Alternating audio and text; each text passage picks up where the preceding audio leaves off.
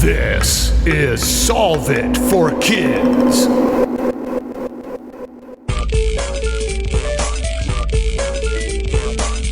Hello, my amazing and curious friends. My name is Jennifer, the Dean of all things STEM and STEAM, and this is Solve It for Kids, the science podcast that gives kids and family a peek inside the real world of scientists, engineers, and experts as they solve problems in their jobs using creativity, cooperation, and critical thinking.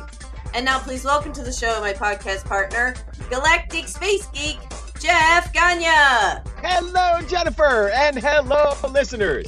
We are at another best of episode, and we are going to be talking about animal episodes, but not just the basics. We are going really deep with these three best of episodes.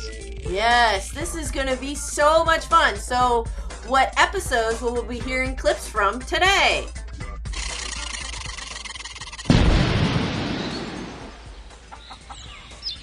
The best of working with animals. The best of working with animals. Ooh, we've had some pretty awesome guests to talk about this. So you will be hearing clips from episode 226, Dr. Laurel Robinson, How Do Animals Cooperate with Each Other? Ooh. Episode 222, What Do You Do When a Tiger Has a Toothache? With Dr. Carrie Logdsen McCullough. This was one of so great. Right? This was one of my favorites. Episode 151, Can You Problem Solve Like an Orangutan? With Dr. Laurel Neme. That one was also very interesting, wasn't it? Fascinating, and it will definitely make you think over the break. Absolutely. So we hope you enjoy listening to the clips of all of these episodes. Have fun. How do animals cooperate with each other? How do animals cooperate with each other? You know, this is a fascinating question. So what guests do we have with us to answer this question, Jeff? Today, we have the right person to answer. We have Dr. Laurel Robinson. She is a psychologist and an animal welfare scientist. Welcome to the show, Dr. Lauren. Hi, how are you all?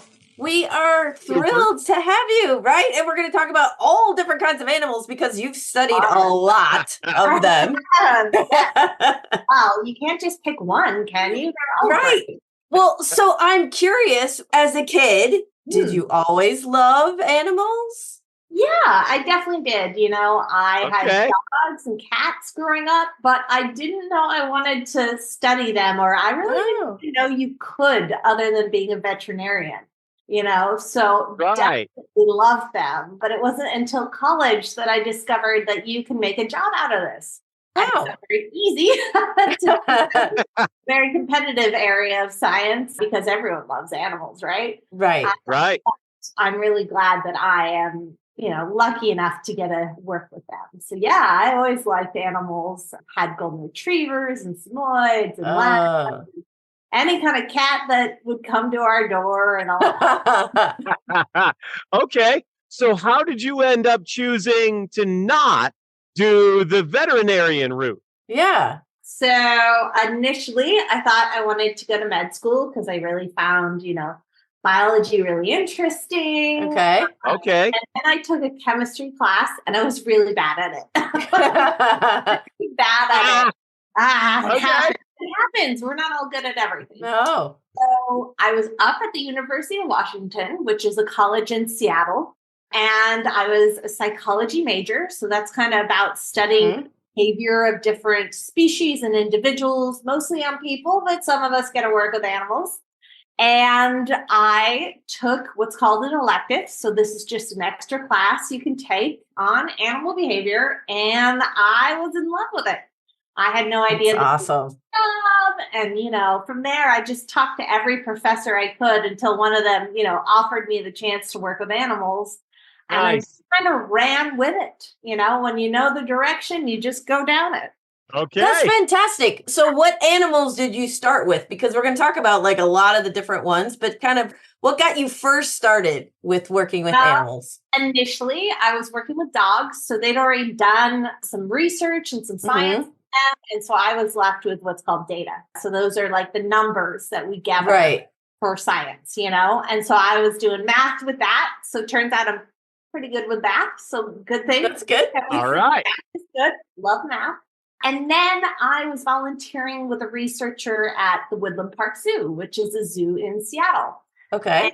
And I was going out, I was watching the animals, and I was watching grizzly bears, penguins, elephants, and hippos. So those are really what got me started. Cool. Yeah. Yeah. So a lot of different animals. When you're at a zoo, there's a lot of different species you can work with. Oh, that's awesome. Really fun. And it sounds like you got started with some really cool ones. I mean, did. lots of animals are great, but when you work with some of the really fun ones, that has got to really pique your interest and want to get you to keep going. Very cool. Yeah, the bears are great. I really love the elephants. The penguins are a bit smelly. I'm not a big penguin. They are. They're a bit smelly. And the hippos didn't do a lot, but that's okay. Who doesn't like a nap? But the elephants and the grizzly bears were really cool. I really enjoyed getting to work with them and watch that. Yeah, it was really nice. That is very cool. All right, before we get deep into our specific question, what is an animal welfare scientist? Oh, that's a really good one, right? So this is a term that's coming over more from the United Kingdom. This is where, animal welfare science really started. And what it means is I study the happiness and the physical health of animals. So I don't go out there to treat anything, but I spend a lot of time watching. And, just like nowadays, we all think about our health and, how happy we are and what we need to do to take care of ourselves. I go out there and kind of say, what do we need to make these animals happy? Do we need to give them new toys, new things to do? Do we need to make sure that they're all getting along? And so an animal welfare scientist is really in charge of, trying to figure out how happy the animals are and then finding ways to make sure everybody is happy and increasing it if we have to. So do you work on the enrichment activities for them as well? Can you talk about that? I don't usually design the enrichment, but it's possible that I could. So do we need to define enrichment and what it is? I mean, sure, you can give examples of it. That would be great. Okay, so enrichment is stuff where we add it to the environment so that animals act like they would in nature, right? So it's not like if we just put food out in a bowl, that's not very interesting to animals, right? Yes. So instead we go out, we hide it.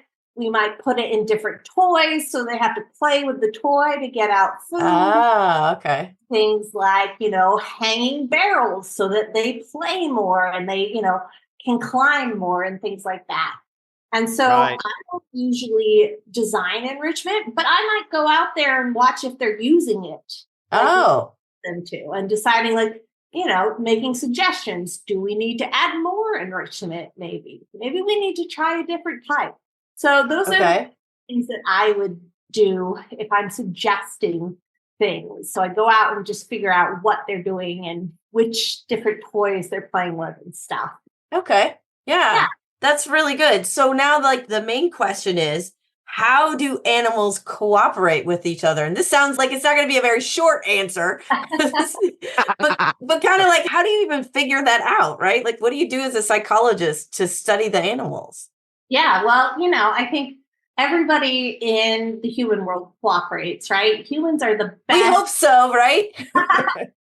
Let's hope so, yes. So cooperation is really about working together. And there's lots of different very sciencey definitions. But for today, we'll just say working together for a goal, right? So maybe we both get the goal, maybe one of us gets the goal, but either way, we work together to get it, right? And people do this, like I said, all the time. Yes. People, even though not everybody's easy to cooperate with, the entire world is built on cooperation, right? So even the fact that we are talking on the internet is a very complicated form of cooperation. Somebody had to come up Yes. with technology, they had to work together. Somebody had to make the computers and come up with that. Right. Somebody had to build the places we're living in and design them with other people, right? Yes. Yes. So humans are really amazing at cooperations, non-human animals. I'm just going to call them animals from now on, but not to forget that we are animals. They can do cooperation as well, but they don't necessarily have to do it to the same degree that people do. Okay. And so the fact that people are so good at cooperation is probably one of the reasons that we're everywhere because they can work together to solve problems. Animals do that too, They work together to raise their babies. They work together to hunt. Okay. Yeah, they do a lot of stuff where they have to work together to come up with a solution.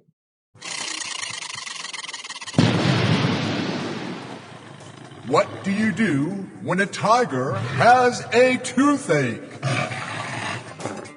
What do you do when a tiger gets a toothache? Well, I think this is going to be an excellent answer here that we all want to know. Who is our guest today, Jeff? Our guest today is just the right person to answer. We have the wonderful Dr. Carrie McCullough, a retired zoo dentist. Welcome to the show, Dr. Carrie. Thanks for having me, Jennifer. We are so thrilled. This is such an exciting question. I mean, hello, zoo dentist, right? Those two words don't always go together. No, Right. But, okay, so I have a question. As a kid, did you always want to be a dentist? Actually, I did not. I grew up on a farm, so I was always around animals and was always caring for animals. Okay. But I actually wanted to be a pediatrician. Oh, But my vet, me too, by the way, I did. well, and our family vet always wanted one of the local kids to take over his practice. And so I did my first surgeries, like doing suturing and stuff when I was like 10 or 12 years old, because he would start a process and he would talk me through the rest of it, hoping that, and he did this with a lot of the kids, hoping that somebody would take over his practice, and then none of us did. So I felt a little Oops. Yeah. And then my dentist growing up wanted me to take over his practice. So I went to undergrad at Otterbein College. One of the things that you had to do at the time was have 3 related internships. Your junior. And so I chose to work with several physicians, one of which was a pediatrician. But my mom works for an ophthalmologist, so she set it up so that I would see several physicians. And then I spent some time with a vet in town, and I spent some time with 2 dentists. The vet was very, very quiet, very introverted, kind of like my vet back home. Didn't say a lot. And I was very extroverted. And I thought, well, this looks like fun. And I'm having a good time watching the procedures and stuff, but I can't spend the rest of my life in a job where nobody talks to me, Yes. And with the physicians, that was about the time that managed healthcare first came into the state of Ohio with the HMOs. And every one of them said, 20 years ago, I would have told you to go for it, but now it's not fun anymore. Oh. I spent the time with a dentist for a semester, and they were a blast. They would take extracted teeth and, teach me how to prep them, and I would fill them and just do this beautiful artwork with them. And it was not only sciencey, but it was artistic. And we had fun, and they're just like, yeah, be one of us. So that's how I wound up being a dentist. So the most enthusiastic one got you, right? Is what you're saying. Yeah, that got my attention. It's like, these guys are having fun. The other one's not so much. Imagine wanting a job or a career where you're going to have fun. Yeah. Oh my. Right? Okay, so how do you transition from dentist to zoo dentist? Well, funny story. It just one of those things that just happened. I was an adjunct associate professor of pediatric dentistry at Ohio State. Okay. And there were 3 doctors, and we always did something special to celebrate birthdays. So one of the doctors wanted to go to the zoo for his birthday. So we did a zoo day. Okay. And I just made the offhand comment that wouldn't it be fun to be their dentist, like meaning the animals? The director of the clinic said, I play handball with the zoo dentist and he's retiring. And I just thought, oh, how about that? What a coincidence. Didn't give it another thought. few days later, I get a call from the head vet at the Columbus Zoo. And he says, so I hear you want to be our new dentist. I'm like, Oh my gosh. Okay. So it was on the job training. I spent a lot of time in zoo conventions, just like I would go to the dental conventions every year. Where you learn the new classes, you take the CE courses. Right. Well, I wound up going to a lot of the veterinary courses too. And it's funny because I have a couple high school friends that are veterinarians and, they like walk in and see me there. It's like, wait, are you lost? Here? Aren't you a human dentist? Why are you in here? So anyway, so that's how I learned. It was a lot of on-the-job training. But the dentistry, I guess at that point, the dentistry was the more important part, and the animal you just kind of pick up as you go. Okay. So what was the first animal you worked on, and were you nervous? It's funny because I wasn't really nervous, and people always ask, do you worry about them waking up? And I never did. My first animal was a gorilla. Oscar was his name, and he was a 35-year-old silverback, and he had stopped eating, and they didn't know why. So they brought myself and a gastroenterologist in because they figured between the two of us, you start at one end at the other, somebody could figure out what the problem was. Well, it turned out that he had a bunch of food impacted between his mandibular molars in one quadrant. Oh, wow. Which caused an infection and would have to be incredibly painful because they eat like grassy, really fibrous stuff. And so that's stuck in your teeth and pokey. And so I did a special type of deep cleaning called a root planing. And I just got all of that material out, smoothed up the roots, got the gums reattached, and he was back to chewing in no time. So. Oh my gosh. We're going to skip over the whole got the gums reattached part. I was trying to skip over that. I mean, so who puts him under? I assume you have an anesthesiologist or somebody, the vet who's in charge of that? The vet does? Okay. The vet does. But it's funny because in the states where I practice, when doctors could work on animals, the rule was that veterinarians had to be somewhere on the premises. They didn't necessarily have to be in you. Oh. So a lot of times, they get the animal intubated, they would start the anesthesia, and then they're off doing something else. So it's just a vet tech and myself. So you have to be very careful not to pull the tube out, and you got to, keep an eye on them to make sure that they're staying under. So yeah, definitely keeping an eye on that. And when I was at Columbus, I never worried about an animal waking up. At Minnesota, at the Minnesota Zoo, I actually have had a couple of animals wake up, but it's because they do a different type of anesthesia there. In Columbus, they used IV anesthesia. Okay. In Minnesota, they used inhalation anesthesia. But two of my pregnancies were while I was at the Minnesota Zoo. When you're pregnant, you can't be around that inhalation anesthesia. So they had to use IV, and they just weren't as used to using that.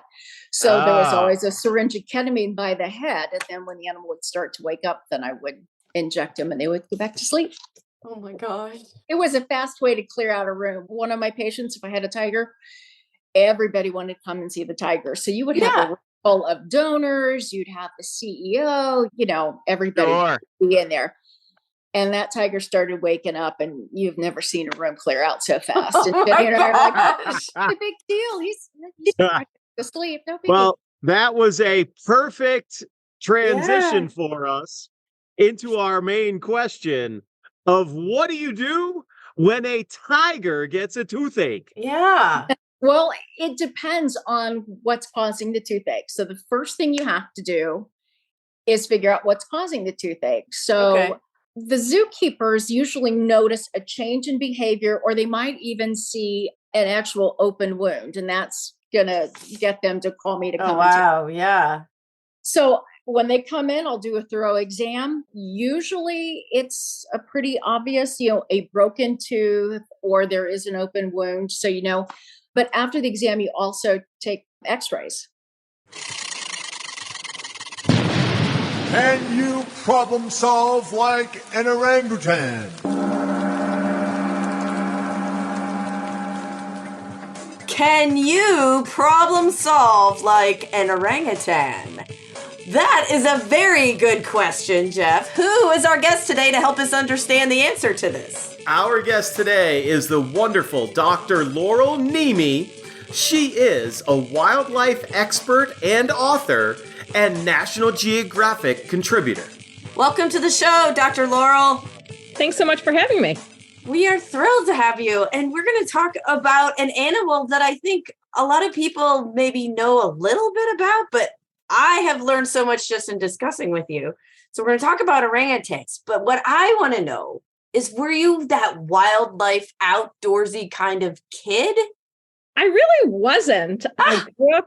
I grew up in the suburbs of Chicago, but I always loved animals. So when I was really little, I actually would watch my goldfish and had notebooks full of observations about them. Oh my gosh! I grew up watching the documentaries with Jacques Cousteau and Jane Goodall.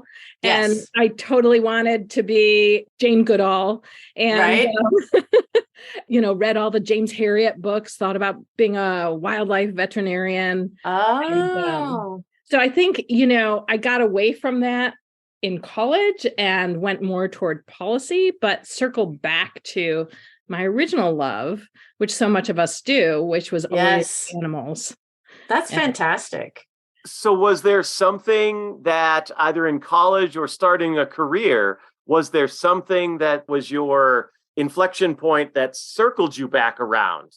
Well, after college, I started working on policy and environmental policy and development projects which impact animals. Yes. And, even my dissertation was about policies that affect animals. So I think it's all about the intersection of how we interact with animals economically and how what we know about animals also influences our decisions of where and how we develop. So there has been this common through thread, but my first book, Animal Investigators, was about wildlife forensics. And so I think that circled me back to writing and really delving even more in the animal world, animal science. I like that. I can follow that trail. Yeah, exactly. So, I've assumed you've done research on a whole bunch of different animals, but I want to talk about orangutans. Like, what drew you to them? Well, it's interesting because, like I said, I was working on policy and developments. And so I got into orangutans because that's one of the animals that has been so affected by deforestation. Oh, yeah. And habitat destruction. And orangutans are super duper interesting because they're one of 4 kinds of apes, and they're the only Asian ape. Oh. And they're also the only fully arboreal ape. And what that means is that they spend most of their time in the trees. This doesn't mean that other apes can't be in trees, but they are not only, their physical anatomy is adapted to a life in the trees, but they spend most of their time in the trees. And so the forest is super important to their life and survival. And so we got into it because they were being hurt when the forest was being. Their habitats were shrinking. Exactly. So where exactly do orangutans live? Oh, good. Yeah. Good question. So they only live in 2 places, and there are 2 islands. One is in Indonesia and Malaysia. So in Indonesia, it's on the island of Sumatra. And also the island of Borneo, which is both Indonesia and Malaysia and Brunei. And the Brunei portion of Borneo doesn't have orangutans, although eventually they have good habitat, so that might change. But so it's really just Indonesia and Malaysia. Only 2 islands. Wow. Yeah. In the whole world? Except in captivity. Yes. Yes. In zoos and of course. So what kind of trees? So you're talking jungles. So are they like thick jungles, like what we would imagine so that they can swing from tree to tree, or? Yeah, and they can live in secondary forests too. So they can live in places that have been cut down. And one of the reasons is that their food, they eat a lot of different kinds of food. So but they, all their food sources are typically found in the canopy. So a lot of fruit, different kinds of fruit. At the very top of the rainforest is what you're saying. Top. And so so not only is their food sources in the canopy, but they also sleep in the canopy. So they're wow. safe from predators. They also travel. You were talking, Jennifer, about the branches. And so from tree to tree. So they don't really have to come down. So there's just not much reason for them to come down to the ground. But when you cut down some trees, then maybe there's not enough food in your patch of forest. So you have to come down and you're less safe. Or maybe your food sources are gone. And so you have to maybe scrounge some food on the ground. And that might put you in conflict also with people who are cutting down the forest for crops, especially oil palm, which makes palm oil. So, right. Yeah. Gotcha. Okay. Can you tell us a little bit more about orangutans themselves? Like, I'm wondering, are they I don't know if this is the right term. Are they very family-oriented animals? Like, do they stay together? The science on that is super interesting because in the wild, they're fairly solitary animals. Oh, okay. And, the babies will stay with the mom for about 7 years or so because they learn everything they need to know from their mom. And then they'll come together to mate and to socialize.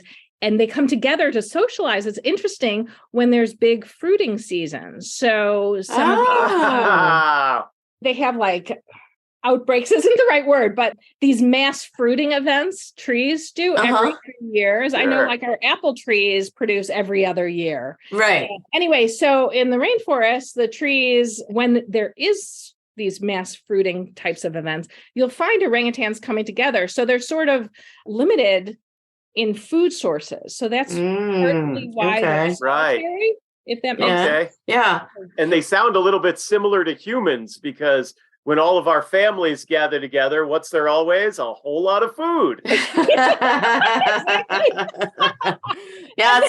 like a big party. Yes. Except we don't have our party in the trees, in the canopies. Right. Yeah, that wouldn't work. So I'm curious because our question is, can you problem solve like an orangutan? So like, what does that mean? Are they really smart animals and can they solve problems themselves? Is that what you're saying?